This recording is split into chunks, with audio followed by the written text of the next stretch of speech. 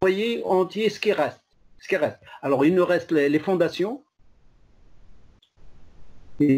Alors, il nous reste les fondations et ensuite l'équipement du pan. Les équipements du pan. Voilà, ce sont deux, si vous voulez, deux chapitres, enfin, plus ou moins un chapitre, qui nous reste.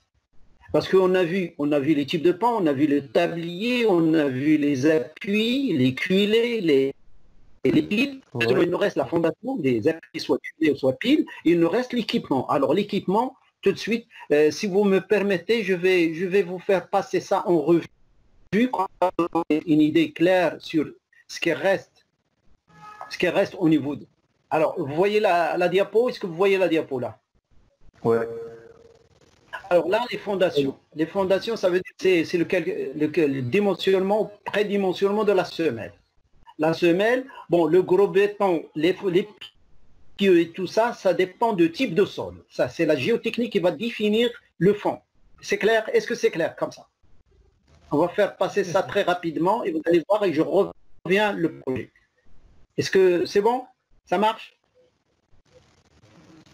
Ah? Oui, ça marche. Là, on va essayer de dimensionner, de prédimensionner là où il y a le bleu ciel, voilà la couleur là, turquoise là, bleu ciel, pas le... Hein, d'accord? C'est la semelle.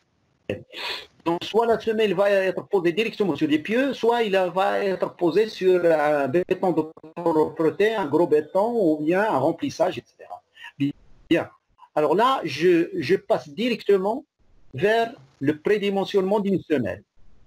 Alors, si vous avez un mur, regardez bien, si vous avez un mur voile,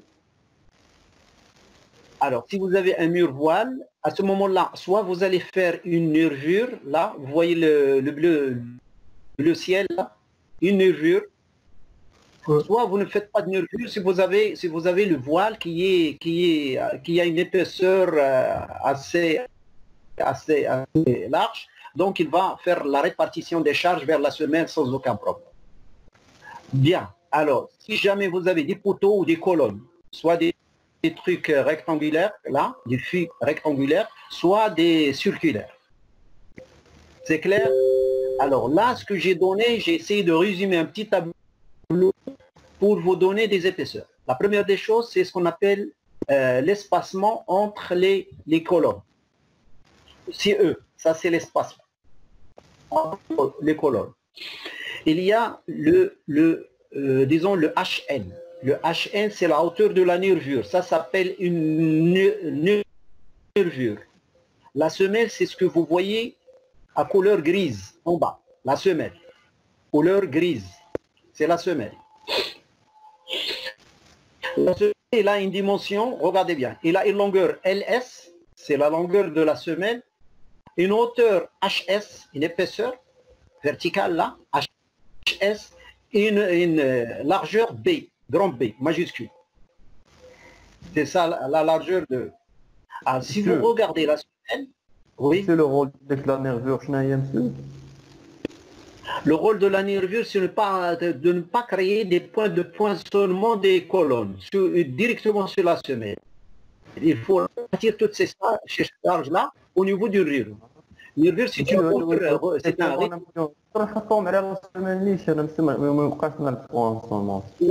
Qu'est-ce que vous dites, monsieur?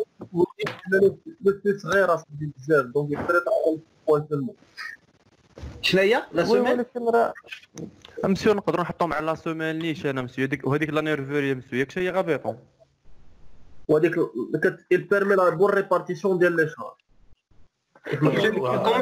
Comment un chaînage, monsieur? Comme un chaînage, c'est ce qu'on appelle une nervure. نقبلوها تاكسبتي ولكن باش تقول لي على حساب بوانسونمون راه لا سوميل غتلعب نفس الدوره مسيو ديال هاد لا نيرفور.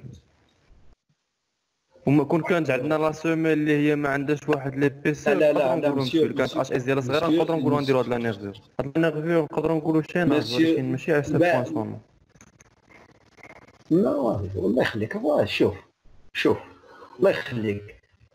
Si vous mettez une nervure comme ça, s'il y a une charge sur une seule colonne, la colonne d'extrémité,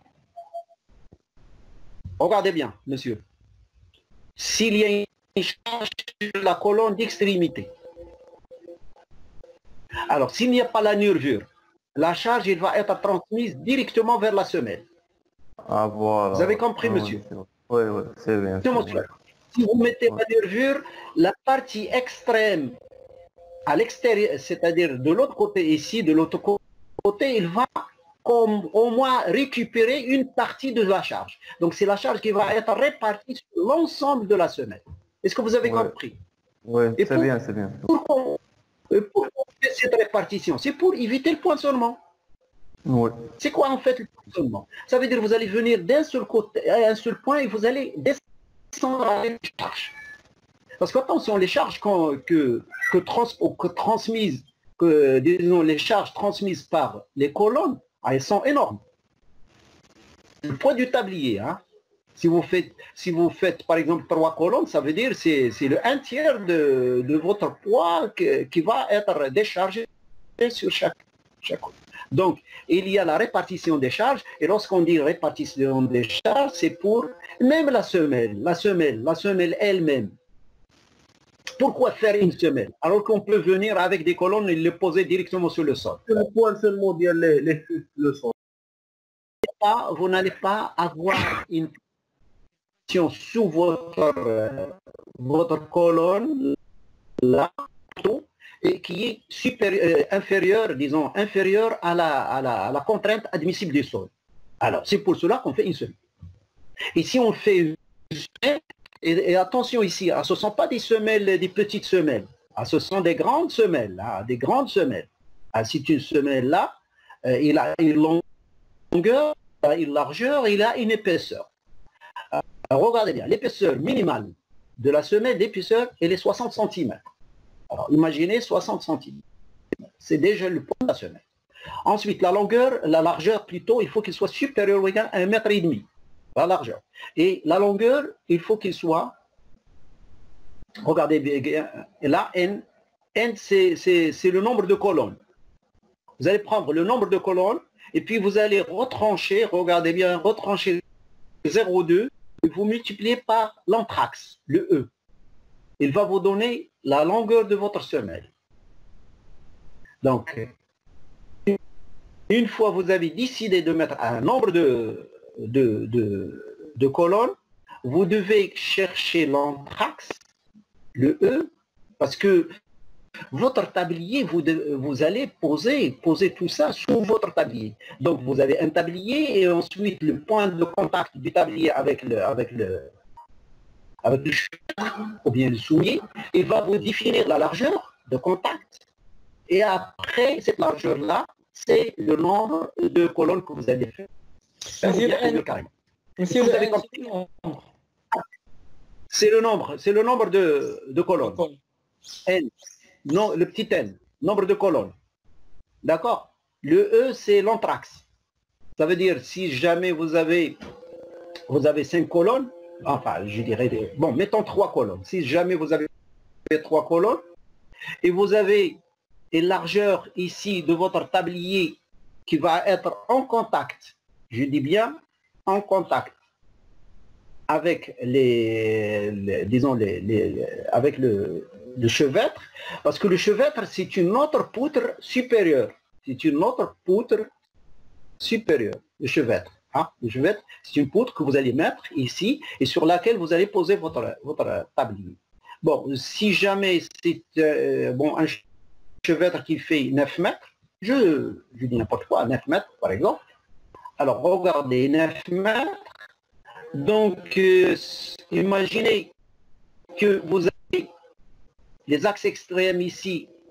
Si jamais vous avez 8 mètres par exemple, vous avez 8 mètres ici, entre les axes extrêmes. Bon, normalement le E il va être égal à 4 mètres. Voilà. E égale 4 mètres. Monsieur, le N, alors, vous allez répéter le N, c'est où? Le N, c'est le nombre de colonnes, nombre de poteaux là, les poteaux que vous voyez là, en bleu foncé, c'est le nombre. Monsieur. Oui. Monsieur, واش la nervure au chevêtre ou semelle خاص يكون عندهم les mêmes longueurs, les trois.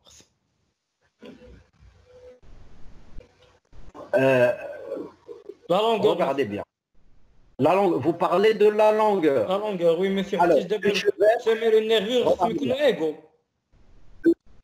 monsieur, s'il vous plaît, s'il vous plaît. Il faut pas, disons, pourquoi vous voulez qu'ils ont les mêmes longueurs? Pourquoi vous voulez que ces éléments-là aient les mêmes longueurs? Pourquoi?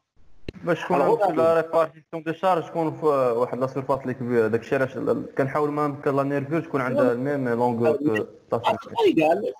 Non, c'est pas égal. C'est pour assurer la symétrie de l'ouvrage. Regardez bien. Alors, je vais répondre à votre camarade en affichant, alors malheureusement, je ne l'ai pas ici, mais je vais aller vers une diapo.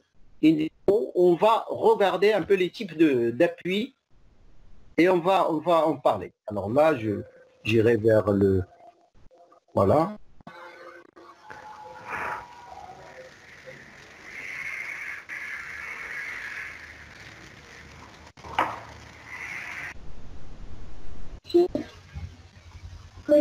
C'est pas ici. Hein.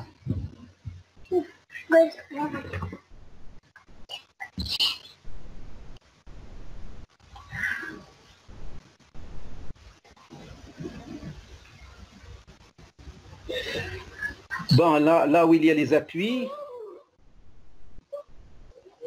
on va essayer de regarder un peu les diapos ici. Vous allez comprendre comment on définit certains éléments.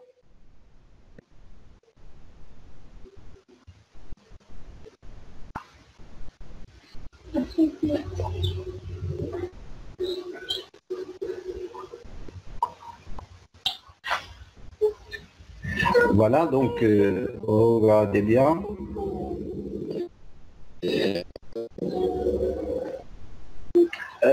Alors, est-ce que vous voyez ce type pile-marteau? Vous voyez le pile-marteau dans les Oui, pages monsieur. ici? Oui, monsieur. Regardez bien. Est-ce que vous voyez en haut la largeur de votre tablier?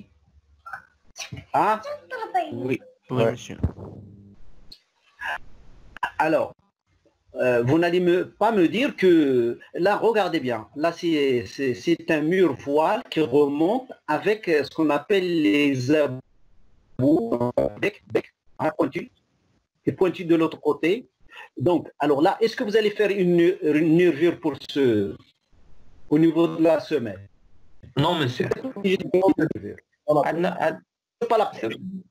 Regardez en haut, pour pouvoir faire la répartition, regardez bien, pour faire la répartition des appareils, c'est-à-dire la position des appareils d'appui, alors on a créé ce qu'on appelle un chevêtre qui est intégré au poteau. De toutes les manières, le chevêtre, il faut qu'il soit intégré, de toutes les manières. Est-ce que vous voyez maintenant? Là où il y a une épaisseur qui est minime pour le voile, elle a été repris. Vous voyez, l'épaisseur, elle a été reprise par le chevêtre.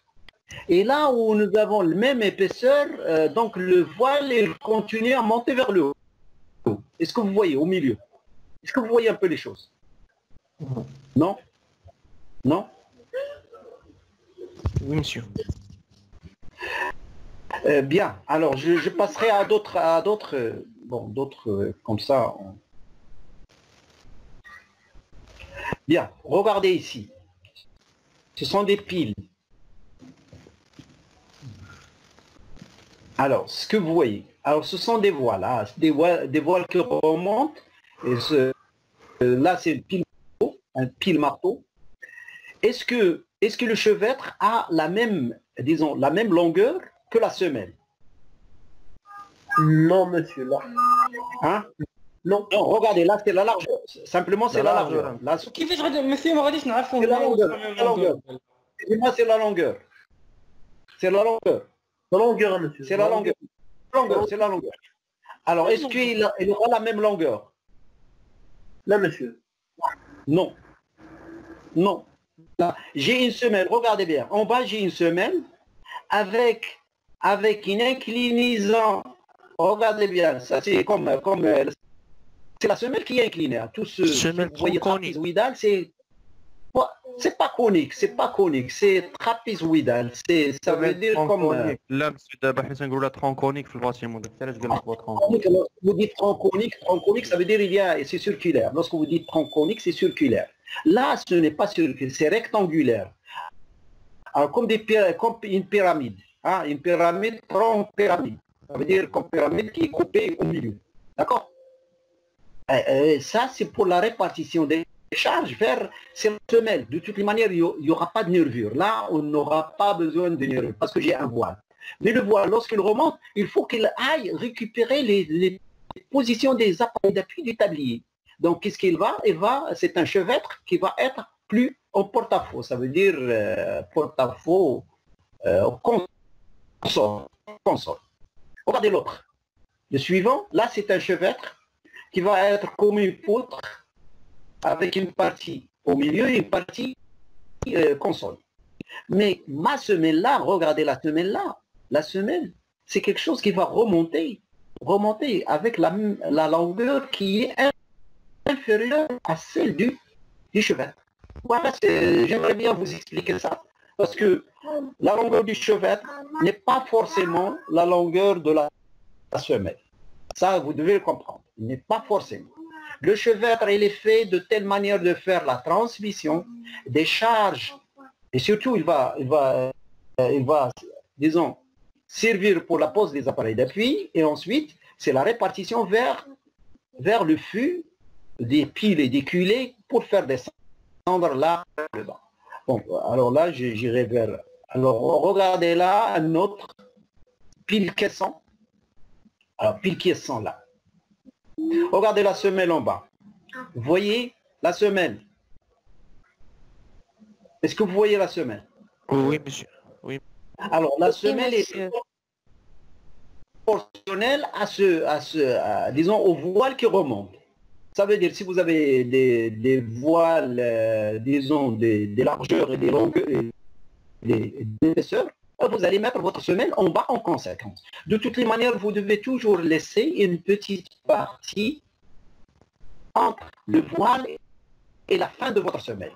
Et là, c'est une zone où il y a une répartition de charge qui va venir à 45 degrés. Alors, 45 degrés, il faut qu'il soit incliné à 45 degrés. Je peux même ne pas mettre les matériaux au niveau des 45 degrés, je peux mettre un talus.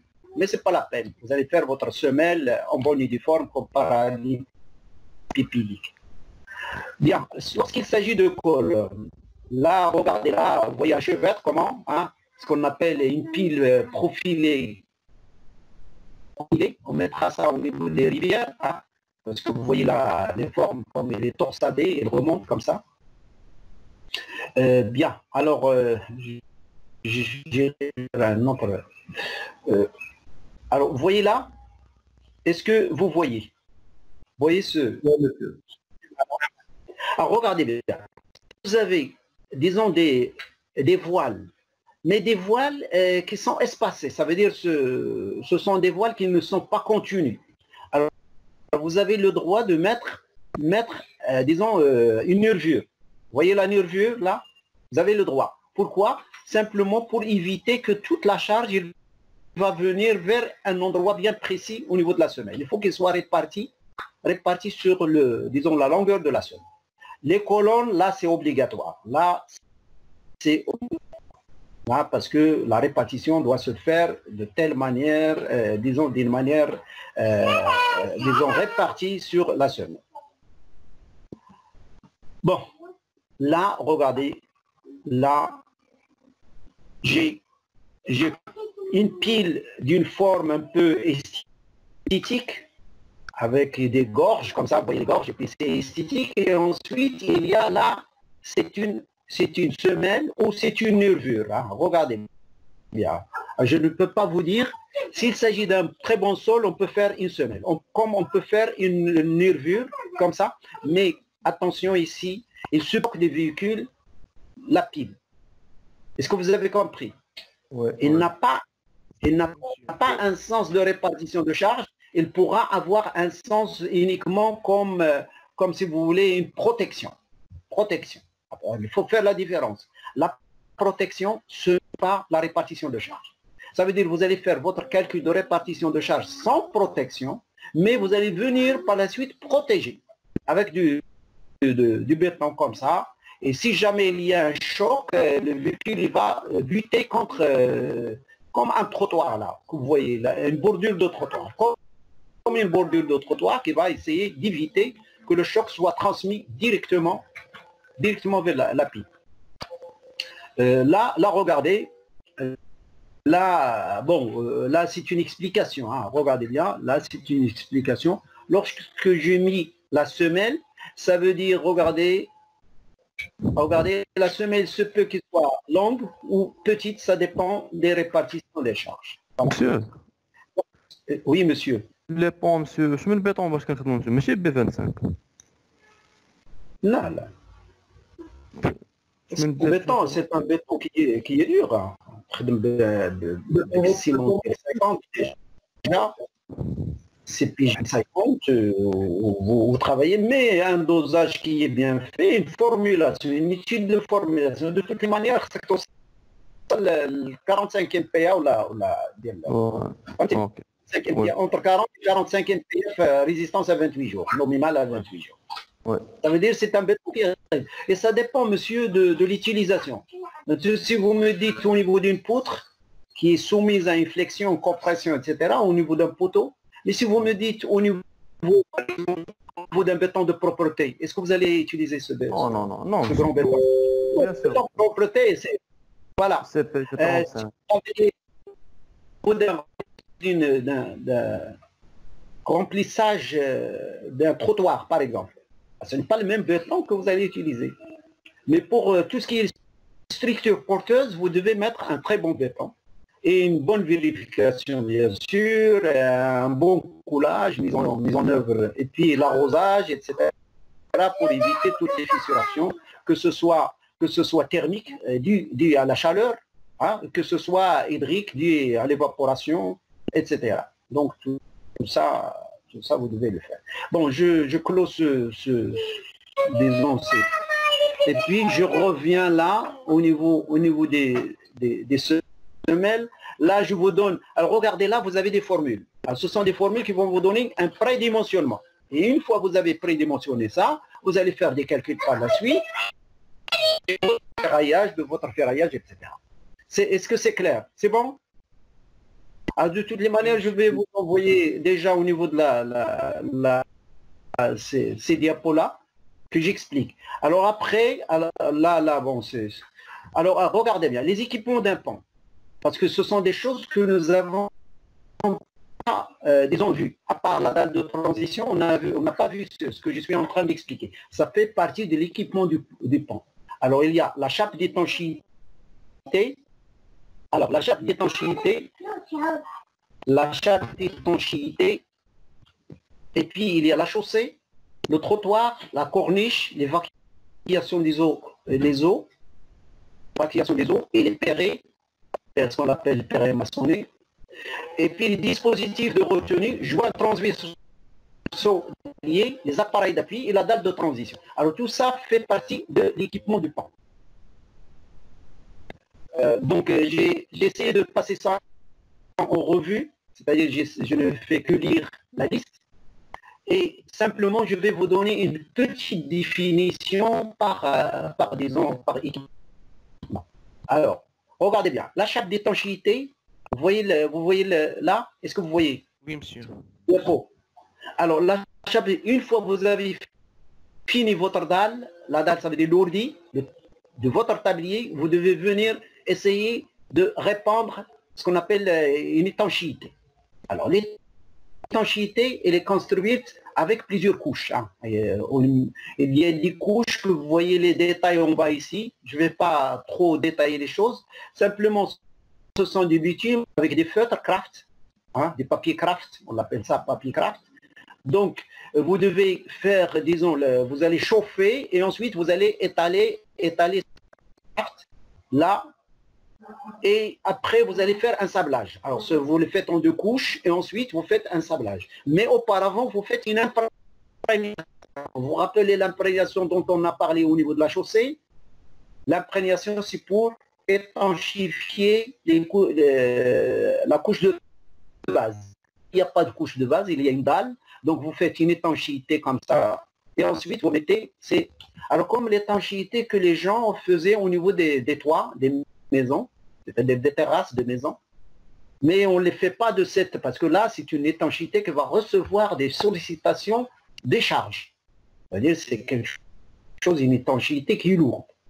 Bon, ça c'est l'étanchéité. Alors regardez là, il fait le revêtement. Là, il fait le revêtement. Bon, une fois que vous faites l'étanchéité, il peut, soit vous allez la poser avec bien sûr manuel, soit vous la faites poser avec des finishers ou bien des machines. Monsieur Manuel, c'est ce qu'on appelle... Qu'est-ce que vous dites, monsieur? Manuel, واش بدا chalumeau, monsieur? Manuel, c'est avec un chalumeau, oui. Oui, un chalumeau pour chauffer donc le papier craft, pour chauffer la partie où il y a du goudron. Parce que le papier craft, il y a du goudron roulé, vous le chauffez et ensuite vous le posez, il va être collé. Bien, alors j'essaie de... Là, regardez, là, c'est le revêtement superficiel, la couche de roulement. Parce que la couche de roulement, il y a l'étanchéité et il y a dessus, on mettra une couche de roulement. Est-ce que vous avez compris? Parce que le pont, vous voyez le garde-corps? Vous voyez un garde-corps? Là, c'est un pont. Et puis là, on fait l'accès, la chaussée au niveau de l'accès et on continue au niveau du pont. Mais au niveau du pont, il y avait l'étanchéité. Lorsque je parle de l'étanchéité, c'est une texture que vous allez mettre. Ça veut dire de l'imprégnation, ensuite de l'asphaltage, bon, avec des papiers craft que j'ai dit, et une protection avec un sablage. Alors, tout ça, il y a plusieurs types, mais moi j'essaie d'aller très doucement. Là, vous connaissez, c'est les enrobés. Alors vous allez prendre un maximum de 6, disons 7, c'est un maximum. Normalement, on fait 6 cm, généralement, on fait 6 cm d'enrobé. Un tapis d'enrobé directement sur l'étanchéité de 6 cm. D'accord? Parce qu'on n'a pas besoin de solidifier la chaussée. Bon, la chaussée, elle est solide, parce que c'est du béton, elle est rigide même. D'accord? Là, alors, je passe. Alors, regardez là. Là, je donne une explication. Là, l'étanchéité, il y a une première couche d'étanchéité. Et puis, il y a une deuxième couche en asphalte. D'accord, coulé en asphalte. Et là, c'est simplement pour permettre ce qu'on appelle un caniveau, pour faire un caniveau. Là, vous voyez le béton, en haut, béton bitumineux, et au niveau du trottoir, vous devez laisser une partie comme un petit caniveau, un fil d'eau. Parce que l'eau, l'eau tombe au niveau du pont, il faut qu'il aille vers la bordure du trottoir. Et une fois il arrive à la bordure du trottoir, il va descendre par des gargouilles. Vers le bas. Bon, ça c'est l'explication. Ensuite, le trottoir. Alors, regardez le trottoir. Le trottoir, il y a un certain nombre d'éléments qui composent le trottoir. Il y a la bordure. Essayez de regarder en bas. Simplement ici, j'essaie de voir. Bon, regardez ce monsieur là, l'image. C'est un monsieur qui fait le béton de remplissage. Le remplissage, il va faire parce que les conduites que vous voyez là, c'est uniquement des réservateurs. C'est des caniveaux. Oui, monsieur. Comment? Des caniveaux de drainage sur le trottoir. Alors, c'est-à-dire entre la bordure du trottoir et la chaussée, il y a un petit caniveau. Un petit caniveau qui est construit avec soit les enrobés, soit un caniveau préfabriqué. On peut venir poser un petit caniveau préfabriqué ici. Si on place le milieu de trottoir. Avec les enrobés que de poser un caniveau. On peut le faire. On n'a pas de problème de faire ça. Ce qu'on appelle il y a le fil d'eau, hein, donc vous le voyez là.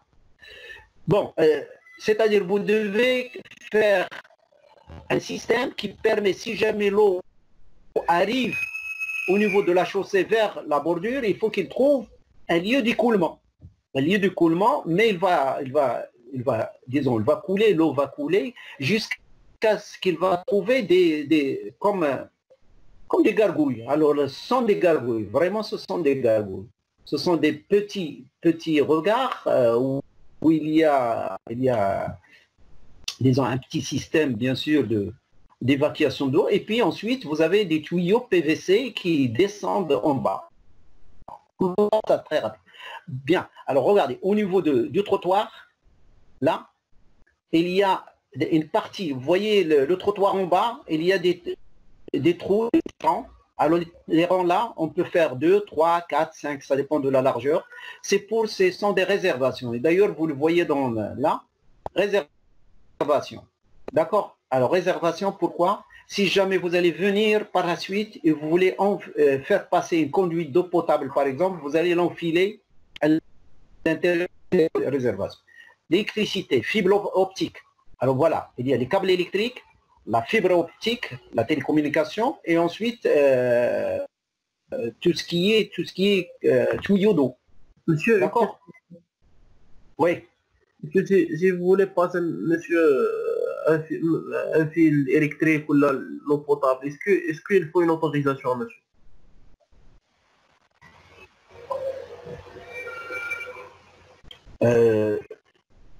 Alors, regardez bien.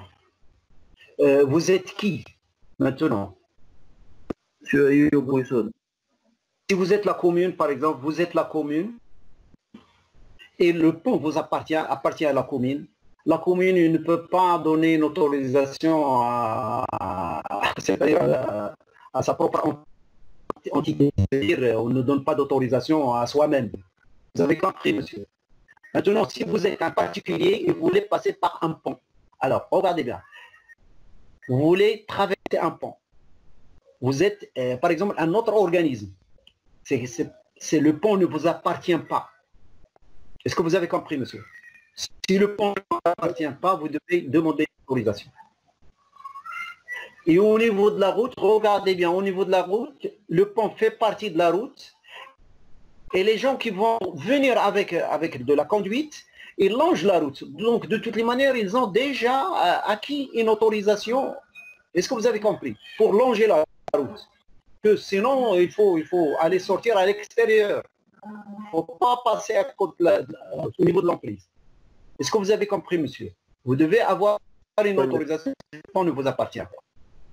D'accord?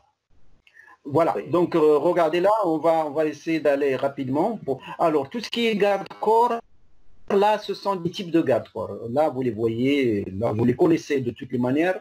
Ah, ce sont des profilés métalliques, ce sont tubulaires, et puis des fers carrés, des fers en tête, etc. Donc, vous essayez de les mettre et avec ce qu'on appelle des supports solides, hein, des supports qui évitent que les gens, disons, s'appuient sur les garde-corps. Il ne faut pas que le garde-corps va, se tordre ou bien se divise ou bien. Voilà. Mais si jamais il y a un véhicule qui vient, vous savez, le garde-corps, il ne va pas retenir un véhicule. Bon, il y a des glissières. On peut faire au niveau d'un pont des glissières GS4, glissières de sécurité type 4. Alors, vous voyez là. Donc là, on peut faire ça. Bon, là, c'est un équipement. Au niveau d'un pont, on peut faire la glissière. On peut faire la barrière normale type BN4. Vous voyez là, c'est la BN4. Vous voyez la BN4? Oui, monsieur. Oui, monsieur. Bon, là également, on peut faire ça. On peut faire, regardez bien, on peut faire d'autres. Là, regardez là, ce sont deux types de séparateurs ou de séparateurs, surtout si vous avez un terre-plein central au niveau de votre pont. Alors vous avez, regardez bien. Est-ce que vous, entre la première, disons la première, premier séparateur et deuxième séparateur, vous voyez la différence ici? Oui, monsieur. Est-ce que vous voyez la différence? Alors, regardez bien. Monsieur, là, c'est un qui joue le rôle des deux côtés. Hein. Le premier à gauche, il joue le rôle des deux côtés. Vous avez compris? On l'appelle double séparateur DBA. Ça veut dire double en béton armé. DBA. Parce que c'est double. Est-ce que vous avez compris? Oui, monsieur. C'est bon? Oui, C'est qui monsieur. qu'on a dans le centre là? Enfin, avec le centre, on peut le mettre dans le centre et l'autre, on peut le mettre d'un seul côté. C'est-à-dire le côté de la rive. On peut le mettre au niveau de la rive. On peut le mettre, regardez, on peut le mettre au niveau là, regardez bien. Si jamais vous avez, par exemple, un éclairage public,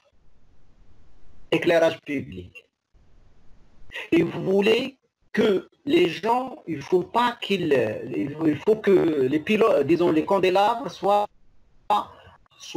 protégés contre la circulation. Vous mettez un séparateur GBA. C'est une glissière en béton armé, comme ça.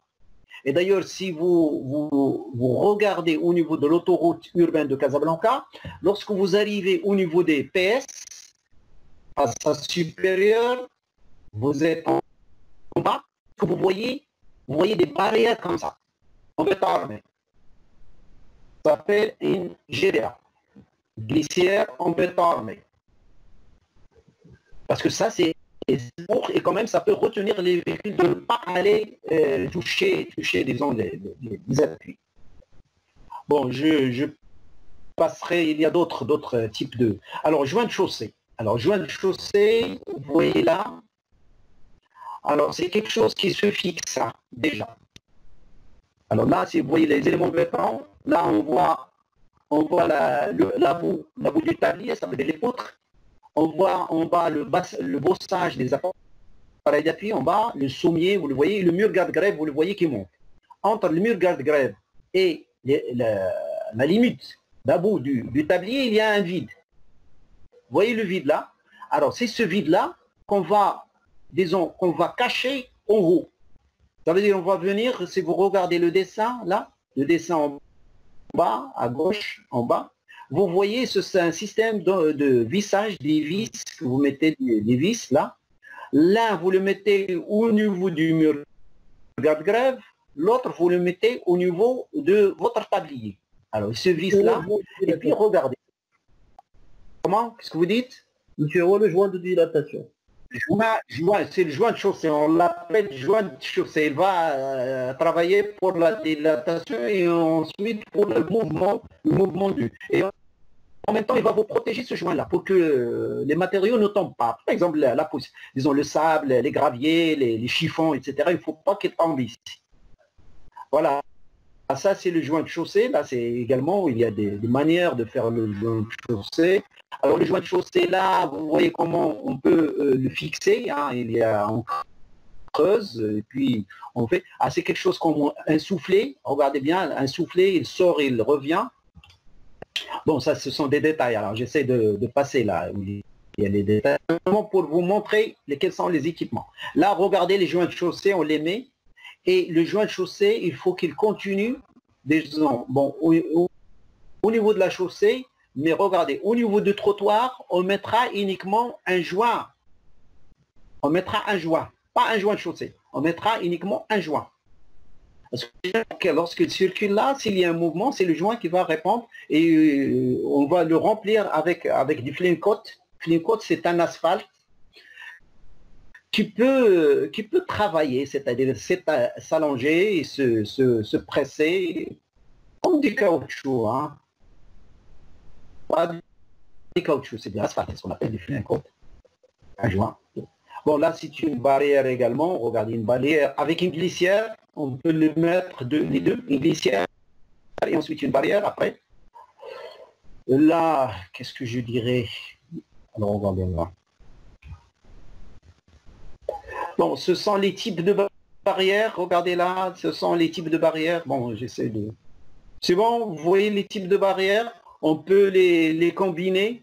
Toujours une glissière G4 et ensuite une barrière. Si jamais les gens ils n'ont pas été, le camion par exemple n'a pas été retenu par la GS4, il va, même au niveau du trottoir, il va être buté contre la barrière BN4, BN2, BN1, donc.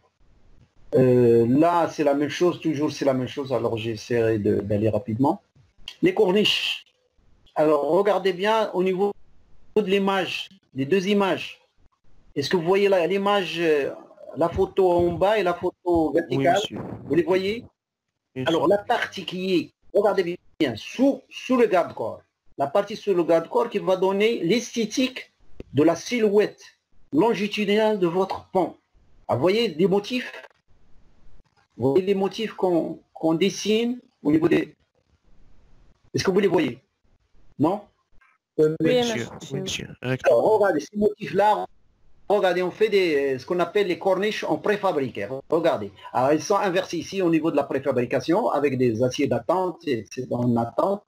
Alors, lorsqu'on va les ramener, on va essayer de les poser. On pose cette partie sur le trottoir, là, cette partie-là, enfin, c'est la partie de l'ourdi, on pose, et puis on coule ce qu'on appelle la corniche. La contre-corniche, ça veut dire que c'est quelque chose que vous allez couler sur place. Parce qu'on ne peut pas fixer ça avec des boulons, non. On les fixe avec un coulage. Donc vous allez couler la partie qui suit la corniche, la contre-corniche. D'accord? Bon, la date de transition, on a parlé longuement au niveau, disons, la dernière séance, on a parlé de la date de transition. Alors, regardez la date de transition, il est coulé sur place. Là, je l'ai dit, je le redis. La date de transition, il est coulé sur place. Si une fois vous avez fait le remblai, vous allez couler la date de transition et après, vous mettez la chaussée dessus. Voilà, toujours, c'est la date de transition.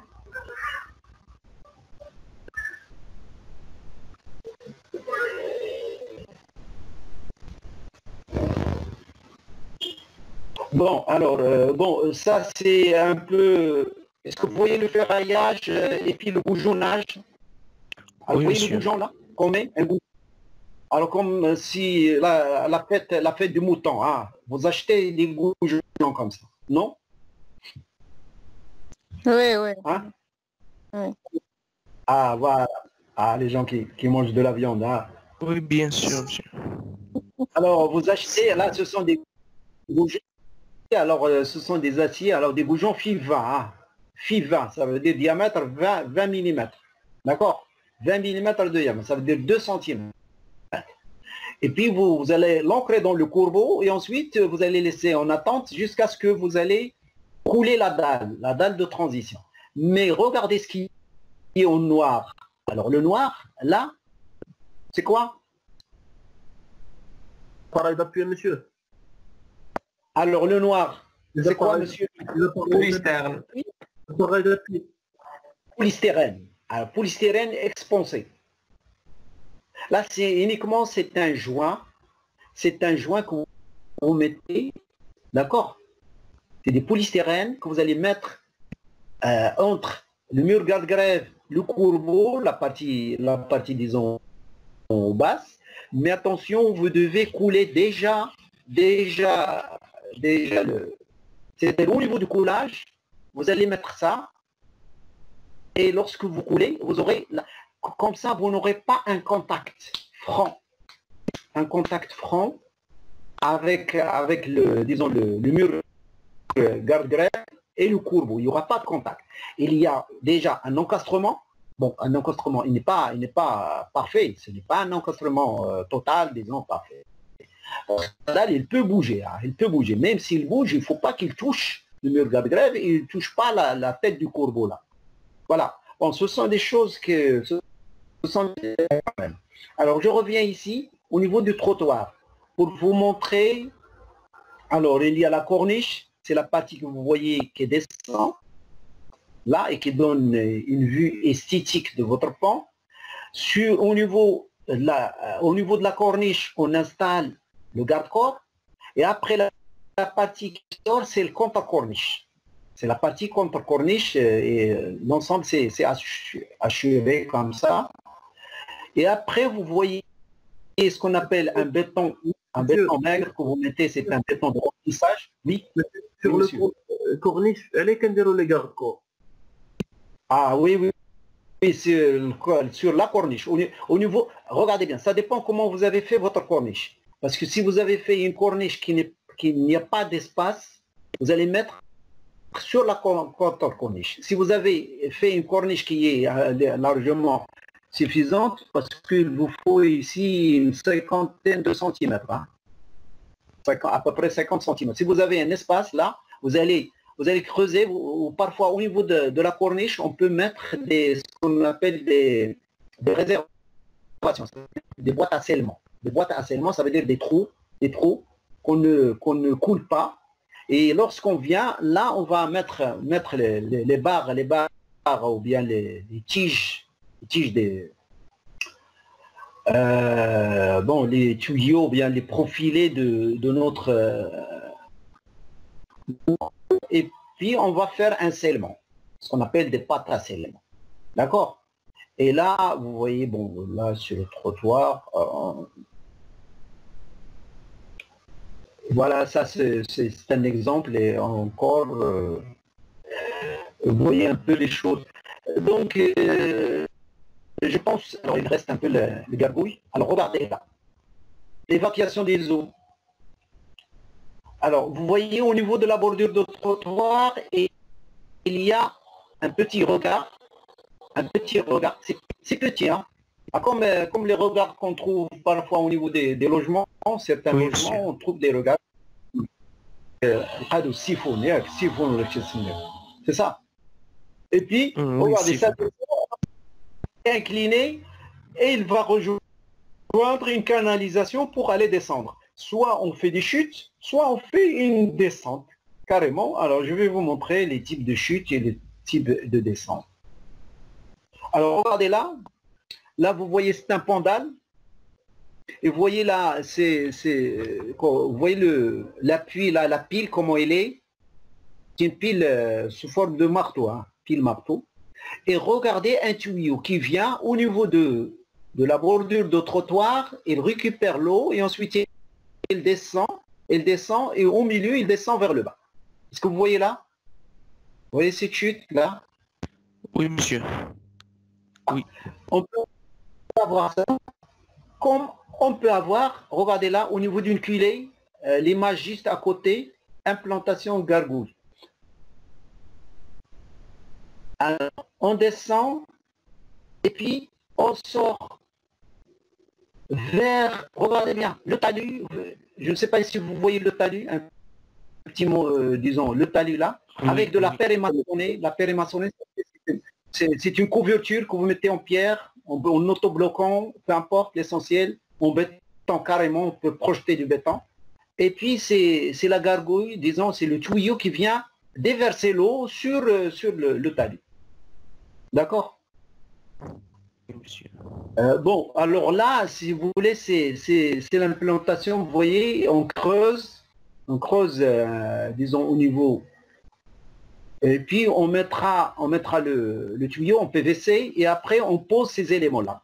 Alors ce sont des éléments-là qu'on fixe, et après on mate avec du béton le reste. Bon, il y a des gens qui travaillent, disons, là ça veut dire c'est l'installation des gargouilles après réalisation du tablier, etc.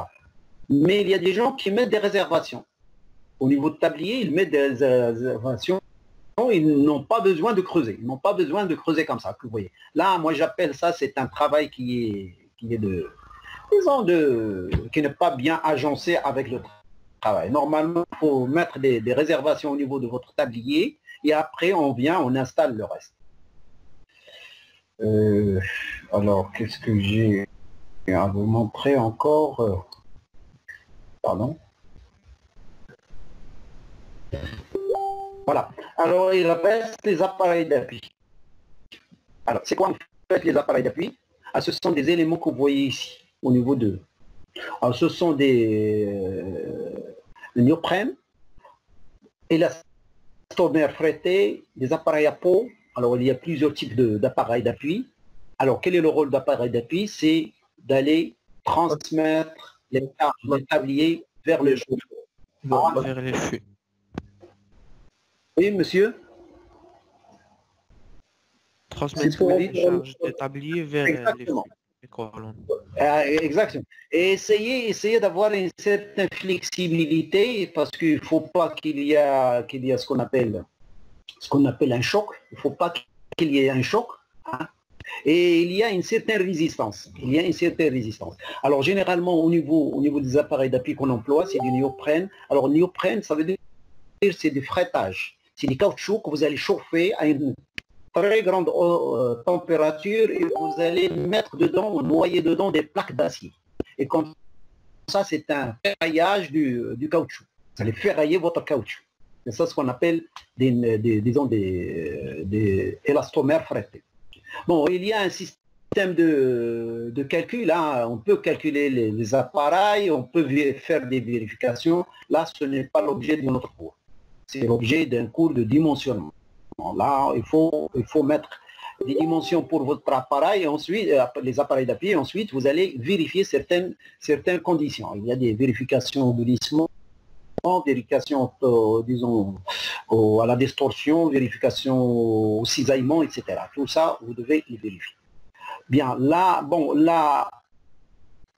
il y a des types d'appareils d'appui. Vous voyez en bas, à rouleau ou à balancier, ou bien, les autres. Regardez là. Là, ce sont deux types.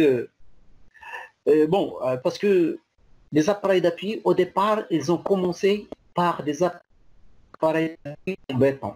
Les gens faisaient des appareils d'appui en béton. Ensuite, on est passé au métal. Là, c'est le fer. Les appareils d'appui en fer. Et après, on est passé vers le métal, le caoutchouc, etc. Voilà. Simplement, si vous voulez, c'est l'historique un peu, plus ou moins. Voilà, regardez là. Alors, j'aimerais bien voir avec vous un peu, vous voyez au niveau contact, là c'est un pendule qui repose sur une pile. Vous voyez là, la pile c'est un mur voile qui remonte avec une légère, disons, ouverture vers le haut. Et puis, alors, moi, ce que vous avez ici, combien d'appareils d'appui vous voyez ici? Combien? Pour les appareils d'appui, combien? 3, monsieur. 2, appareils. 2, monsieur. 2 appareils d'appui. 2 appareils. 2, monsieur. Sont à l'extrémité, monsieur. À l'extrémité, oui. À l'extrémité, tout à fait. 2 appareils d'appui à l'extrémité. Alors, regardez.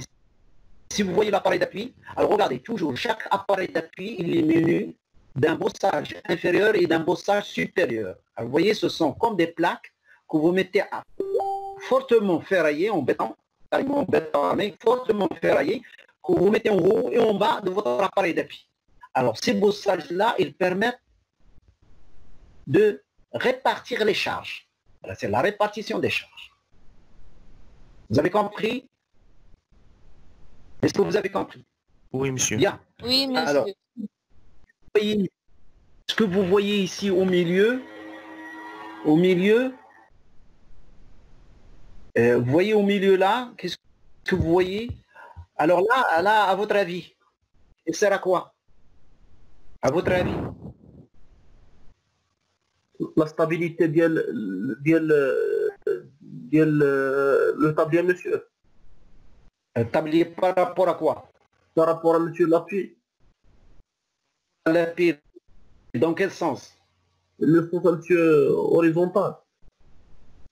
Mais horizontal, comment? Longitudinal ou transversal? Longitudinal, monsieur. Transversal, monsieur. Transversal. Regardez. Vous avez disons l'élément au milieu, il appartient au chevêtre, vers le bas. Et les éléments que vous voyez aux extrémités, il appartient à la dalle, en haut. Ce sont sous forme de cales. Ce sont des cales qui bloquent le tablier de ne pas glisser transversalement. Est-ce que vous avez compris? Est-ce que vous avez compris? Non? Oui, monsieur. Oui, monsieur, oui. Voilà. Donc ça, c'est, si vous voulez, ça permet. Et parfois vous allez trouver des bossages de ce qu'on appelle de vérinage. Alors un bossage, on met parfois un bossage en bas au niveau de l'appui et un bossage en haut au niveau du tablier, on les laisse à côté des appareils d'appui. D'accord, on les laisse. Alors ça, si jamais vous avez l'appareil d'appui qui a été cisaillé, par exemple, ou déchiré, ou fatigué, ou ne marche plus, qu'est-ce que vous faites? Vous allez faire venir des vérins que vous allez mettre au niveau des bossages qui sont réservés au vérinage. Et vous allez bien sûr soulever votre tablier et vous allez changer les appareils d'appui. Ensuite, vous allez descendre votre tablier. Là, ça peut exister également. Bien, alors là, j'irai vers une autre diapo. Bon, alors là, lorsque je parle de bossage, regardez là, c'est le ferraillage. Vous voyez le ferraillage d'un bossage? Est-ce que vous le voyez? Oui, monsieur. Alors, c'est un fil, regardez, que vous allez essayer de faire tourner comme un serpentin, hein? Serpentin dans le sens, disons, le sens X et le sens Y. Hein? Le sens Y, vous allez le tourner comme ça. Il ne faut pas mettre des morceaux de fer. Non, il faut le mettre comme ça, il faut qu'il soit solidaire. Voilà, et ensuite, ça s'appelle un bossage. Un bossage. Donc le bossage, vous le mettez, alors regardez là au niveau là, le noir là c'est, regardez, le noir là c'est l'appareil d'appui. En bas, il y a un bossage. Alors ce noir là, il est, disons, la poutre, parce que ce que vous voyez, c'est le talon de la poutre. Un talon de la poutre, parfois, on n'est pas obligé de faire le bossage. Si on n'a pas suffisamment de largeur, on peut toujours utiliser le poids de la poutre. Simplement la surface, disons la largeur du talon. Largeur du talon de la poutre, on le pose. Et si vous faites pour une poutre, ça veut dire l'ensemble des poutres, il faut, au niveau de chaque poutre, il y aura un appareil d'appui. Au niveau de chaque poutre. Parce qu'il faut qu'il travaille en même temps. Bon, ça c'est l'appareil d'appui, et c'est avec l'appareil d'appui qu'on peut finir. Bon, voilà, je vous montre alors là, appareil d'appui en caoutchouc fretté vers la droite. Vers la gauche, c'est des appareils d'appui métalliques. C'est du métal, c'est une forme d'un rouleau qui permet un peu la rotation. Et puis il évite le glissement. Il ne glisse pas. Mais il permet une rotation de votre tablier. Surtout on le fait pour les ponts isostatiques, ça veut dire à travers indépendant. Alors voilà, donc là, si vous voulez, j'ai fini. Normalement, ça c'est le cours. C'est l'ensemble des cours qu'on doit vous enseigner dans la conception de ponts. Et vous savez que je suis passé très, très sommairement et très rapidement, brièvement, au niveau de ces diapos. Alors ces diapos, vous allez les retrouver au niveau de la présentation. Et si vous regardez dans le cours, vous allez trouver comme le cours qu'on vous a donné au départ déjà, vous allez trouver des choses, mais il y a des explications ici, il y a peut-être des explications là-bas, mieux qu'ici, etc. Mais sachez bien que maintenant, je suis sûr et certain, si vous êtes à 50% de mon cours, vous imaginez un pont. Alors, tout le monde imagine un pont. Quels sont les éléments que comporte un pont? Alors, un pont, il y a une structure porteuse. C'est ce qu'on a défini au départ. Ça veut dire c'est le tablier. Et le tablier, s'il s'agit de pont ou pont à poutre ou métallique, etc., il y a le tablier. Et après, il y a les appuis et les fondations. Ça, c'est la structure porteuse.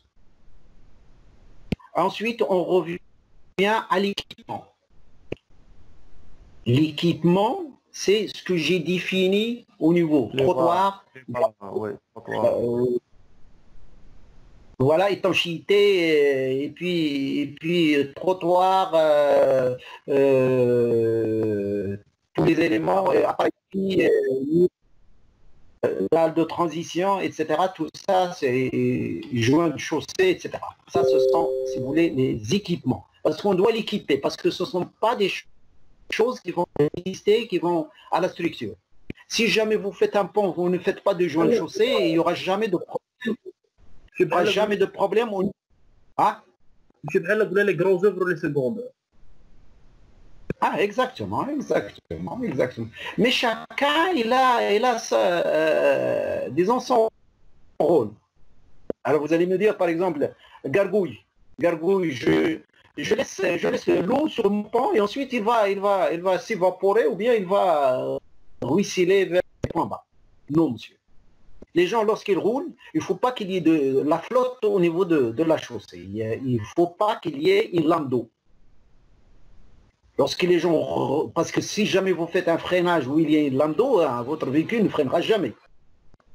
Donc c'est pour cela que votre pont, il faut qu'il soit bombé. Parfois on fait des ponts bombés, hein, comme une grande parabole bombée comme ça, et ça permet à l'eau d'aller partir. Parfois on fait des ponts courbes. Alors pour les ponts courbes, j'ai une petite remarque. On ne fait pas des ponts courbes avec des poutres. Jamais. Parce que c'est très difficile de faire le calcul. On fait des ponts courbes soit avec des métals, soit avec des pendales. À pendale, on peut faire une courbe. Est-ce que vous avez compris? Si vous voulez faire un pont court, soit vous le faites mixte, par exemple, des poutres métalliques et puis des entretoises métalliques, et vous posez, disons, un ourdi dessus, soit vous le faites avec carrément un pendale qui est court. Vous lui donnez une courbe. Et vous-même, vous avez le droit de faire le dévers. Si le rayon est petit, vous allez faire un dévers. C'est bon? Est-ce qu'il y a d'autres questions? Sinon, je vais réserver une vingtaine de minutes. Non, monsieur. Je vais réserver. Alors, regardez bien. Là, parce que... Monsieur, l'objet... monsieur, oui, monsieur. Le projet, واش تقدر تطلع لي ديابو كاملين. Oui, monsieur, je pourrais vous envoyer. J'ai tout une liste. Alors, regardez bien, c'est... regardez, monsieur, et vous voyez là, il y a des PDF. Vous voyez les PDF? Est-ce que vous voyez des PDF? Oui, monsieur. Alors, si je prends celui du centre, regardez là, je descends, alors là, le cours. Là, c'est le cours des 12, les appuis, cours des 12. Là, c'est les orangés, excusez-moi. Là, le cours, là, le centre, là. Là, regardez. Cours du 13.5, les appuis, en PDF. Ça, je l'ai transmis. Alors, celui d'aujourd'hui où j'ai mis les fondations et équipements. Alors là, je vais vous l'envoyer au niveau de la conversation.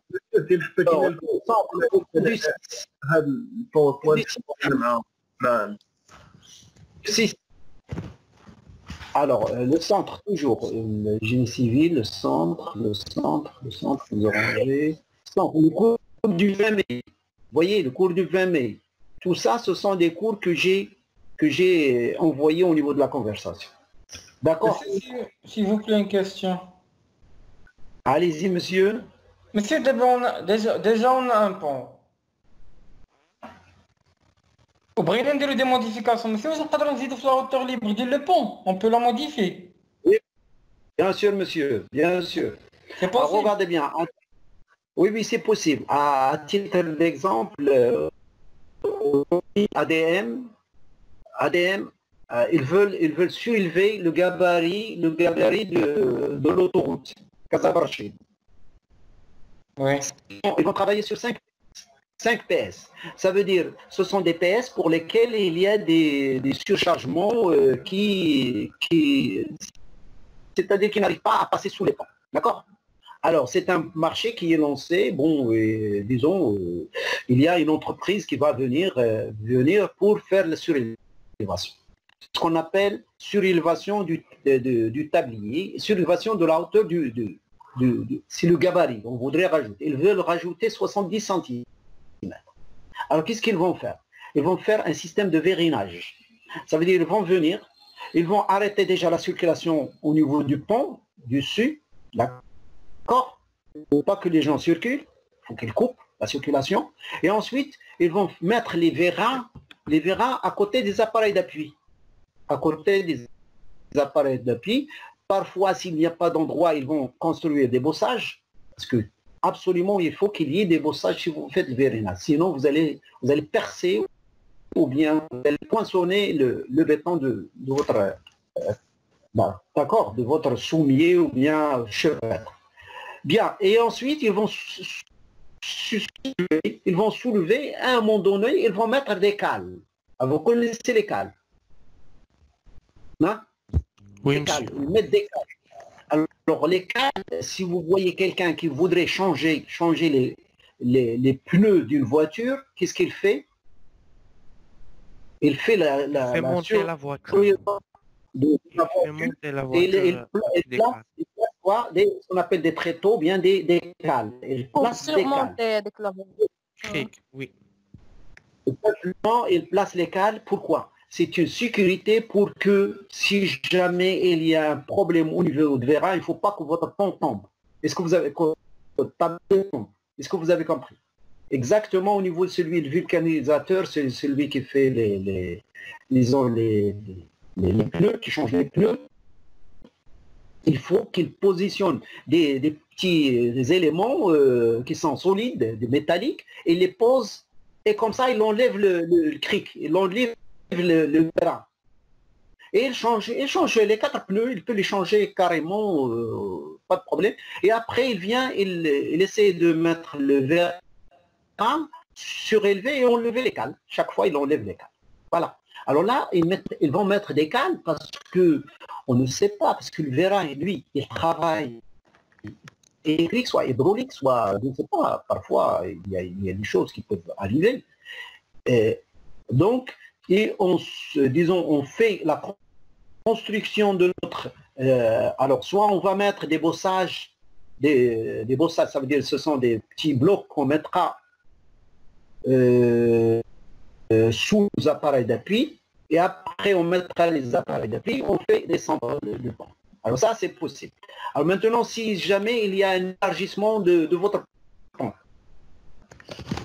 élargissement, assez possible de faire un élargissement des ponts. Mais attention, ici, l'élargissement va demander beaucoup plus de calcul. Est-ce que vous avez compris? Je peux élargir mon pont, mais la meilleure façon d'élargir un pont, c'est de faire un similaire à côté.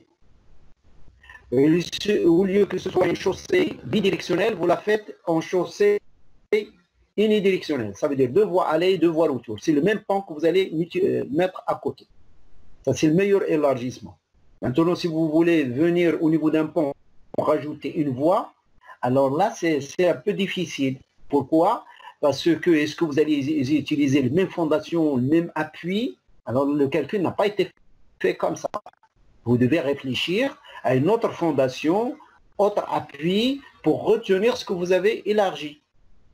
Soutenir ce que vous avez élargi. Voilà, donc j'espère que j'ai fait le tour. D'accord? C'est bon? Pas de questions? Est-ce qu'il n'y a pas de questions? Oh, monsieur, merci. Voilà, je vous remercie. Et puis, Non, monsieur. je vais regarder.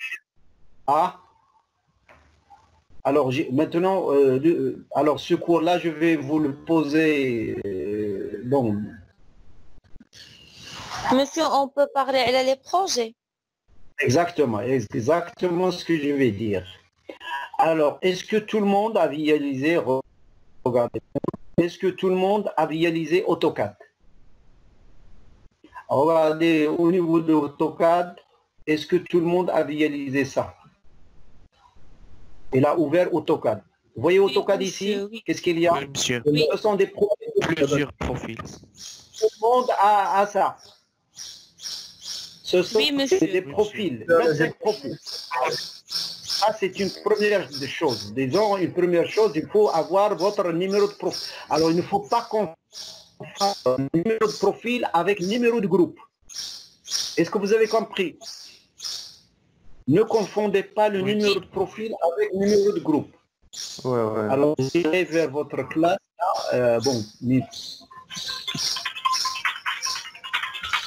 Excusez-moi, il y a un petit appel. J'aimerais bien... Ah, oui. وعليكم السلام ورحمة الله. شكون معايا؟ لا بس الحمد لله الله يبارك فيك. شكون اللي معايا؟ سي بون ديال شوف عندي واحد الكور دابا واحد الكور كنقري ا ديستانس الوغ غير نكملو نعيط لك السي نعم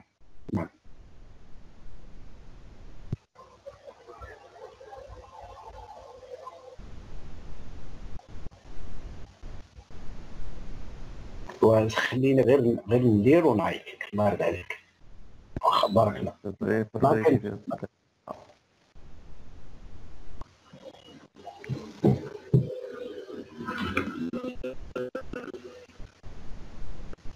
Alors, donc, je disais, alors, le centre, là, liste. Monsieur, le groupe ديالنا بحال numéro de groupe بحال numéro de profil. Vous êtes seul groupe où vous avez cette formule. Vous avez cette formule. C'est le seul groupe qui a cette formule. Les autres, ils ont des changements.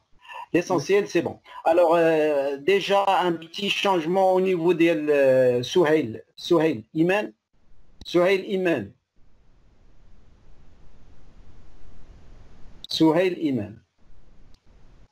Est-ce que vous m'entendez? Bon, je vous ai affecté le groupe 15. Groupe 15, vous avez le problème. Oui. Monsieur, j'ai pas entendu. هو ده البروبليم monsieur. Qu'est-ce que Monsieur, j'ai pas AutoCAD. vous n'avez pas AutoCAD? Ouais monsieur. سميتك انت؟ ما عرفتش واش ما عرفتش انا لو نو ديالك شكون؟ بغيتو لا وسيودن ما عندكش اوتوكاد؟ لا monsieur. ما عندكش اوتوكاد. Alors, si vous n'avez pas AutoCAD, vous allez travailler. H groupe, vous êtes quelques groupes, monsieur? انا ما عرفتش واش عندك. Le groupe 7. C'est groupe 7. NS Mouchaya et Boussene. Regardez bien. Si vous n'avez pas AutoCAD, alors vous allez cliquer sur deuxième feuille, coordonnées. Donc regardez. Et vous allez vers, regardez bien. Là, c'est le profil numéro 7. C'est le profil numéro 7, monsieur. Vous le voyez, monsieur? Profil numéro 7. Oui, monsieur. Alors, profil numéro 7, vous avez 9 points. Regardez, 9 points. C'est d'ailleurs, c'est le seul.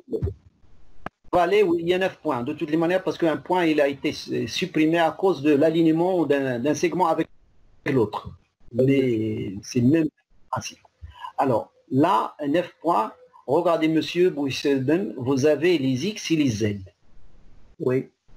Si vous n'avez pas AutoCAD, vous allez faire ça sur Excel.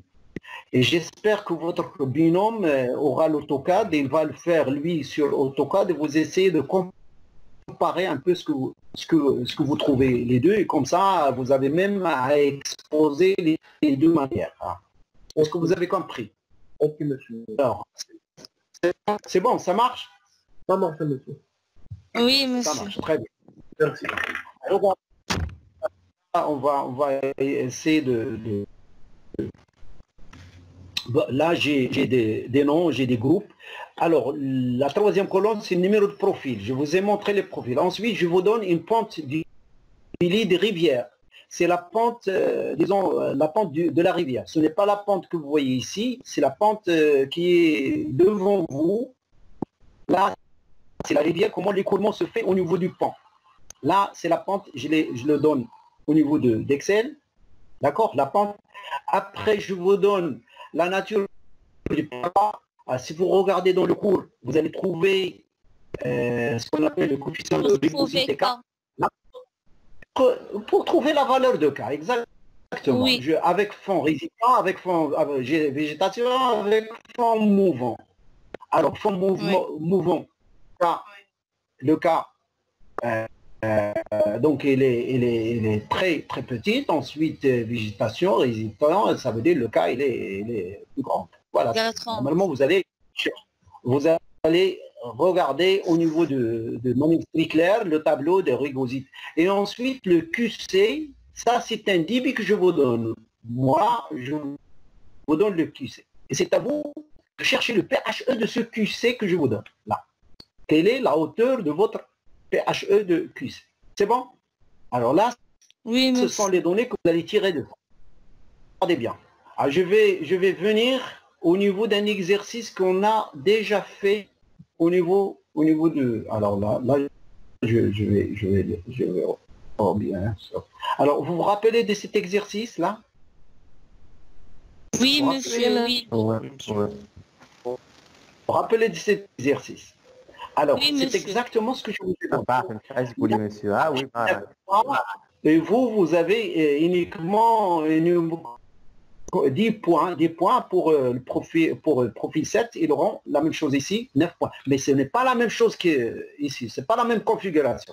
Simplement, c'est des points. Alors, ce que vous allez faire, regardez bien. Je vais venir quelque part. Voilà, je prendrai ça. Je vais vous montrer ce que je vais faire. Je vais copier ça ailleurs. Ici. Alors, est-ce que vous voyez une vallée là? Vous voyez une vallée? C'est bon, ça marche? Est-ce que vous voyez la vallée? Non? Oui, monsieur. Alors, vous voyez le vert? Ça, c'est le paroi. Et ensuite, la ligne rouge, ça veut dire c'est le maximum de votre vallée. Alors là, c'est une ligne maximale. C'est-à-dire l'eau ne peut pas aller plus que ça. Sinon, il va déborder, ça veut dire la vallée ne va pas comporter la quantité. Alors, je vais faire un travail, regardez, je vais le faire, un travail au niveau de alors, ce que je vais faire, ça veut dire je vais prendre des traits horizontaux à partir des points. Vous voyez les points? Je commence par le bas, regardez bien. Qu'est-ce que j'ai fait? J'ai essayé de prendre le petit triangle en bas et je fais un trait horizontal ici. C'est bon? C'est bon? Oui. Alors, je vais monter vers le deuxième. Alors, je vais essayer de faire deux. Je commence le premier et je ferai le deuxième. Je vais prendre des informations au niveau de l'AutoCAD et ensuite je vais les exploiter au niveau d'Excel. Est-ce qu'on aura le temps? On n'aura pas. Alors regardez là ce que je vais faire. La première des choses, c'est que je vais essayer de faire une cotation. Alors, cotation. Regardez bien. Cotation ici. Alors combien j'ai là une cotation, combien vous voyez au niveau de la première cotation? 128,53. Alors regardez bien. Deuxième cotation. Combien ici? 77,09. Très bien. Je vais faire des cotations verticales. Regardez bien. Entre ce coin-là et ce coin-là, je vais faire une cotation. Et là, c'est combien? Verticalement. 5,19. Très bien. Ensuite, je vais faire une autre cotation entre ce point en bas et celui qui vers le haut. Là. Monsieur, هذوما les valeurs Oui, ديال اش اللي كنت كندوي لك عليهم قبيلات. Voilà, ce sont les valeurs de H au niveau de chaque ligne. C'est clair? Est-ce que c'est clair pour vous? Oui, monsieur. C'est bon? Oui, monsieur. Alors, regardez. Je vais faire... le cumul. C'est le cumul, monsieur. Oui. C'est la profondeur. C'est le H. Lorsque l'eau arrive à la ligne ici, la profondeur, c'est ça. Lorsque l'eau arrive uniquement au niveau du triangle, Oui. la profondeur, c'est 5. Alors, regardez bien. Je vais faire une polyline. Vous devez faire ça. Alors, la polyline, c'est quelque chose que je vais fermer fermer le triangle. Voilà, clore, entrée. Ça, c'est une polyline. Vous voyez la polyline? Est-ce que vous voyez ça? Qu'est-ce que j'ai fait? Monsieur, oui. Alors ça, je vais l'appeler surface 1. Surface 1. Alors, je vais faire une autre polyline pour le trapèze qui reste. Alors, vous devez faire ça pour l'ensemble de vos points. Je vais faire là.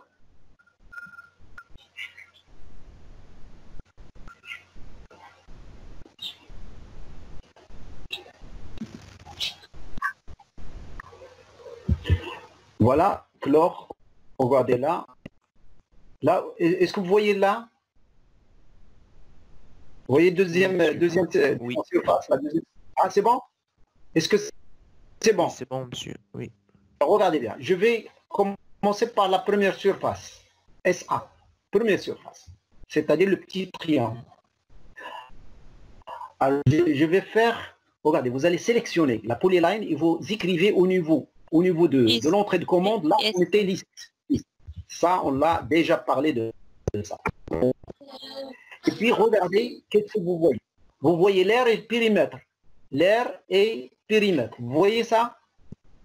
Est-ce que vous voyez l'air et le périmètre? Oui, monsieur, alors, oui. Sélectionne ça, je sélectionne, CTRL C, d'accord? Et je viens au niveau de... Je mettrai CTRL V. Il va me donner l'air. Vous le voyez? Est-ce que vous le voyez? Air et périmètre. Alors je vais le faire pour le deuxième. Trapèze. D'accord? Trapèze, liste. Je sélectionne et ensuite je copie. R et CTRL C. Et je viens au milieu, là, et je vais le mettre. CTRL V. Est-ce que ça marche? Est-ce que ça marche? Est-ce que vous voyez? Oui. Là, Oui, c'est bien, monsieur. La première R, là, ou l'air, une R là, la première, la deuxième R, c'est ce que vous voyez. D'accord? Alors, ces informations, ça, vous allez le faire jusqu'à la fin. Vous allez le faire jusqu'à la fin. Hein. Vous mettez ça, comme ce que j'ai fait là. Après, vous allez venir au niveau d'Excel. Alors, Excel, je vais ouvrir une nouvelle page ici.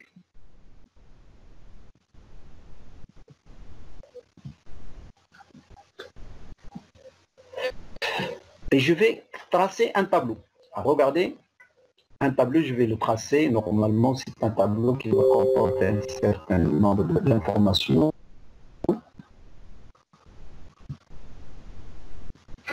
Bien. Alors là, vous allez mettre numéro. C'est quoi? C'est le numéro de quoi? Le numéro de la surface. Bon, qu'est-ce que j'ai? J'ai 1, 2, simplement. La surface 1 et la surface 2. Est-ce que vous voyez ce que je suis en train de faire? C'est bon? Oui, monsieur. Alors, je peux continuer. 1, 2, 3, 4, etc. Je peux même descendre jusqu'au nombre voulu. Hein. Je descends. Mais pour moi, j'ai uniquement les informations. Alors, le premier, je vais mettre la surface. Surface. C'est la surface, disons partielle. Surface ici. Alors, dites-moi quelles sont les surfaces que je dois insérer ici. Ah, quelle est la surface 200. que j'insère? Alors, 200,0436. je ne vais pas faire les virgules simplement pour faire vite. Je mettrai uniquement 200. Tout le monde sait, c'est 200, 200 virgules, etc. Ensuite, le deuxième, la surface. 2302. Alors, 2302. Voilà, 2303, 2302. C'est bon? Et les autres, vous faites la même chose.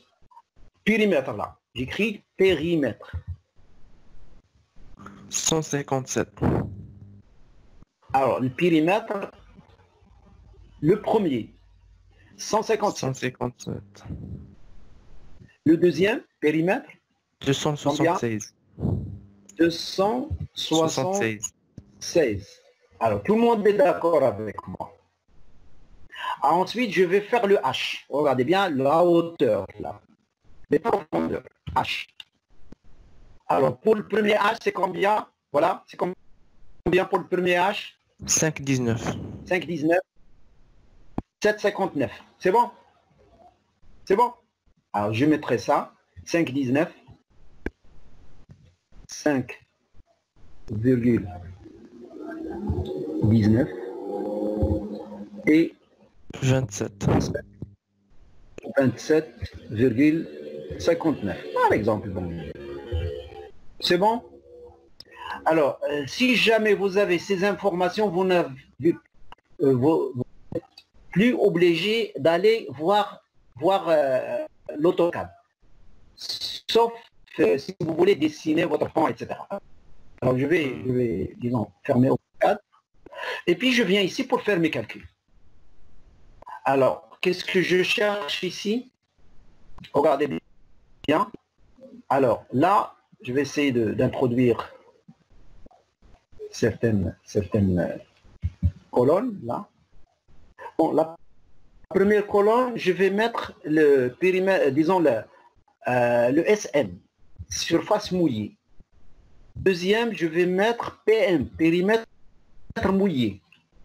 Alors, dites-moi, la surface mouillée ici, elle est de combien? Pour le 1. Elle est de combien?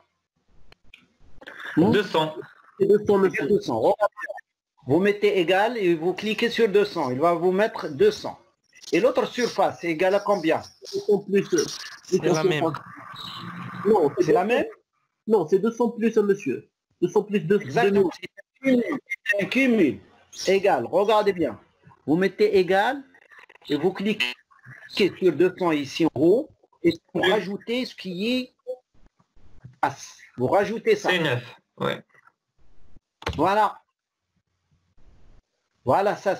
Et chaque fois que vous faites glisser la cellule vers le bas, il va vous faire la même formule. Est-ce que vous avez compris? Oui, monsieur. Oui, monsieur. Sur le périmètre, la même chose, monsieur. Périmètre, regardez bien. Le périmètre mouillé, regardez bien. Si vous allez regarder au niveau de votre triangle, le périmètre mouillé, ce n'est pas le périmètre que vous trouvez là. Vous devez retrancher quelque chose. Alors, pour ce faire, rajouter des colonnes, ici, une colonne pour vous donner L horizontale. Long, c'est la longueur horizontale, avec un grand H. La longueur horizontale, c'est la cotation horizontale. Simplement, c'est la cotation horizontale. Alors, je vais revenir pour prendre la cotation horizontale de mon AutoCAD. Alors, vous voyez la cotation horizontale pour le triangle, c'est combien? 77,09. Et la deuxième, 128. Oui. Vous avez compris? 77. Alors, j'écris là 77. 77,28 là. 09 plutôt. 0,09. Et l'autre, je mettrai... حنا كنبغيو غير البيريمتر ديال لي باغوا ياك. Oui. Exactement. Et vous allez voir. Parce que là, c'est le périmètre total. Vous allez voir qu'est-ce que je vais faire, virgule 53. 53. البيريمتر الاول هو غيكون عندنا هو البيريمتر اللي عندنا 157 ناقص 77.0. Exactement. Alors, ce périmètre-là, 157, si vous retranchez la partie supérieure, il va vous donner le périmètre qu'on cherche. Alors, je mettrai égal, là, égal. Ce périmètre, moins H, longueur H. Voilà, ça c'est mon premier périmètre. Et le deuxième périmètre, il va être égal, regardez bien. Il va être égal, le périmètre total moins la partie basse et la partie haute. Oui. Vous avez compris? Oui, monsieur. Bien. Alors j'écris la même chose, égal. Cette valeur-là, moins le H en bas, le H, la hauteur, la longueur horizontale en bas, moins la longueur horizontale en haut. Ah, ça c'est moins ça. Voilà, c'est 70. Et puis, regardez là, ce périmètre-là, je dois le cumuler avec ce qui Est-ce que vous avez compris?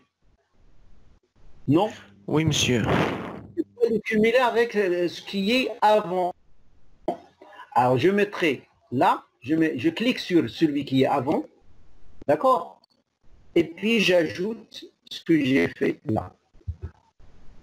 Égal. Voilà. Entrée. C'est ça, 150. Ça veut dire c'est le périmètre du premier triangle plus le périmètre du deuxième trapèze, mais uniquement les parois à côté. C'est tout. Et ça, il vous donne le périmètre de la vallée à une hauteur de 27 mètres. C'est clair? Est-ce que c'est clair? Oui. Là, Oui, je suis passé monsieur. le cas. On peut faire Rayon hydraulique, RH, je mettrai le rayon hydraulique. Là, le rayon hydraulique, il va être égal, regardez bien, égal périmètre surface mouillée divisé par périmètre mouillé. Simplement. P1. Voilà. Et vous faites descendre ça au niveau 2. Et puis, bon, vous essayez de diminuer un peu excusez-moi, diminuer mettez deux chiffres après la virgule, c'est voilà, et vous faites ça. Voilà. S'il vous plaît, Voilà. monsieur. Ça, c'est le rayon hydraulique. Oui. On peut faire, pour calculer le périmètre mouillé, on peut faire autre polyline. Juste qui concerne... Et on va calculer avec AutoCAD. Ah oui, bien sûr. Si on veut éviter de Vous faites, trancher. regardez bien, monsieur, regardez bien. Mhm. Vous avez le droit de faire polyline pour le triangle. D'accord? Uniquement la paroi du triangle. Et vous allez calculer la surface. D'accord? Oui. D'accord. Et puisqu'il s'agit d'horizontal, si vous cliquez sur liste, il va vous donner l'air, la zone. Là où il y a la zone, il va vous donner l'air. L'air, c'est la surface. Il va vous donner le surface. D'accord? Parce que c'est horizontal. Pour lui, dans la même hauteur. Et vous allez faire une autre polyline où vous allez monter jusqu'au disons, deuxième. Du bas jusqu'au deuxième. Vous allez faire une autre polyline où vous montez du bas jusqu'au troisième, du quatrième, jusqu'à... Voilà, vous le faites. Ça, c'est... Maintenant, si vous le faites comme ça, est-ce que vous avez compris? Ça...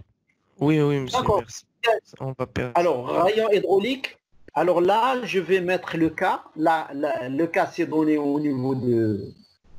Le cas et la pente P. La pente P, là. Et puis, vous allez venir là pour calculer le Q capable. Q capable. Alors, je mettrai le Q cap. C'est le débit capable. Ça veut dire c'est une fois plat. L'autre élément, il est plat. C'est ça le débit capable. Alors, le débit capable, il va être égal. Il va être égal. Regardez bien. Égal.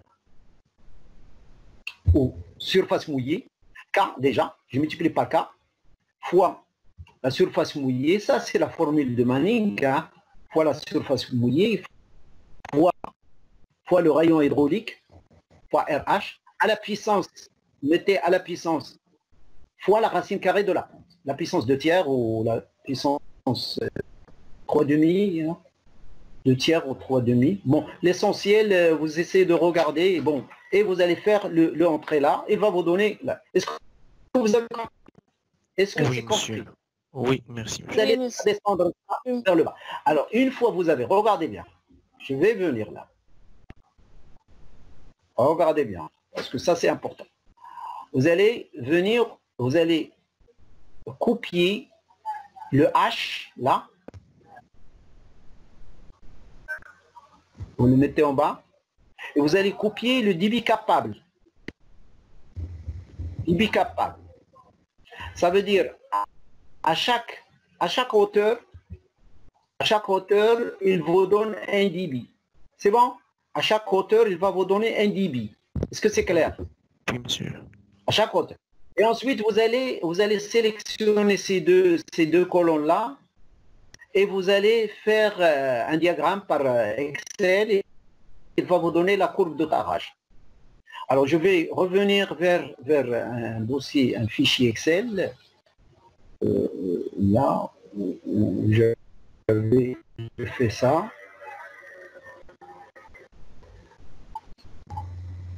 Alors, Manning Strickler, là.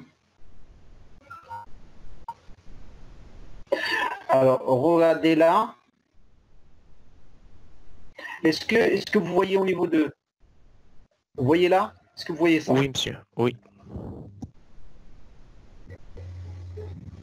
Bien. Le H, elle est là. Le QI et le QCI, ça veut dire le débit. Chaque H, il y a un débit. C'est le débit de calcul que nous avons fait. D'accord? Un débit que nous avons. Alors, la pente que j'ai introduite ici, la pente ici, ce n'est pas la pente du lead well. Ça, c'est la pente du segment de la courbe de tarage. Ça, c'est une pente de courbe de tarage. Vous connaissez c'est quoi la pente?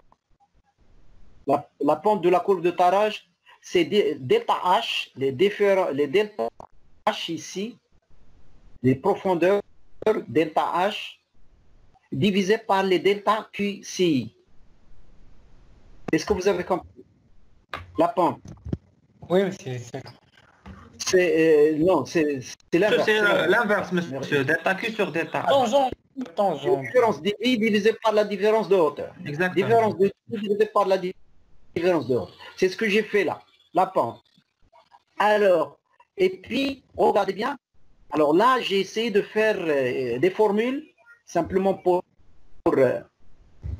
vous, vous allez venir placer le débit que je vous ai donné uniquement entre deux débits que vous connaissez, qui encadrent votre débit. Et vous faites une règle de travail pour chercher PHE, sans ouvrage. Est-ce que vous avez compris? Est-ce que vous avez compris? Oui, monsieur. Oui. Oui, monsieur. Alors, si vous... Ah, déjà, on a empiété sur le... Oui. Monsieur, عندي واحد la question. Allez-y. Monsieur, ملي كندوي monsieur على لي دال انكوربليمون لاتيرال. monsieur شحال كيكون عندنا في الترافي؟ ولو تيب دو سول monsieur زعما امتى كنديرو؟ لا هذه سي une question de dalle. بغيتي ديري un pendal, ياك؟ Oui, Vous voulez monsieur. faire un pendal? Oui. Alors, la travée, est-ce que vous travaillez avec du béton pré-contraint ou bien avec du béton armé? Monsieur, béton pré-contraint. Béton pré-contraint, vous avez la possibilité. Le béton pré-contraint, Monsieur, vous avez la possibilité. Monsieur, j'ai trouvé في الكورب اللي كتوصل حتى ل 200 متر، واش c'est vrai؟ Alors, vous, est-ce que vous parlez de pendal ou pas encore encorbellement excessif? Monsieur, en complément latéral. شكون اللي معايا رجاء؟ Vous êtes الحجي ولا؟ Oui, monsieur. Alors, regardez, mademoiselle, ne faites pas la confusion entre un pendal. Parce que les pendales, il y a le pendal à encorbellement, ça veut dire le pendal qu'on appelle encorbellement latéral, ça veut dire il y a le... D'accord? Et il y a le pont à encorbellement. Le pont lui-même, le pont à encorbellement. Ça veut dire qu'il travaille avec des voussoirs. Est-ce que vous avez compris ça? Oui, monsieur. Donc, alors maintenant, qu'est-ce que vous allez faire? Un pont à encorbellement avec voussoirs ou bien un pendal? De toutes les manières, les voussoirs, c'est du béton pré-contraint. C'est de la préfabrication des voussoirs et c'est du béton pré-contraint. C'est pas possible de faire du béton armé comme ça. D'accord. Alors, pendal ou pont à encorbellement? Parce que l'autre, lorsqu'on appelle pont à encorbellement successif, ça veut dire que vous allez faire venir des voussoirs et vous allez les extraposer l'un à côté de l'autre. Par contre, le pendal, c'est un pont que vous allez couler sur place. La dalle, vous allez construire les appuis et ensuite vous allez venir poser une dalle sur place. Oui. Jusqu'à aujourd'hui, il n'y a pas de technique qui fait le poussage des pendales. On ne peut pas construire une dalle à l'extérieur et puis la soulever parce que c'est très lourd. Très lourd et je ne sais pas les gens qui vont faire déplacer ça. C'est clair? Oui.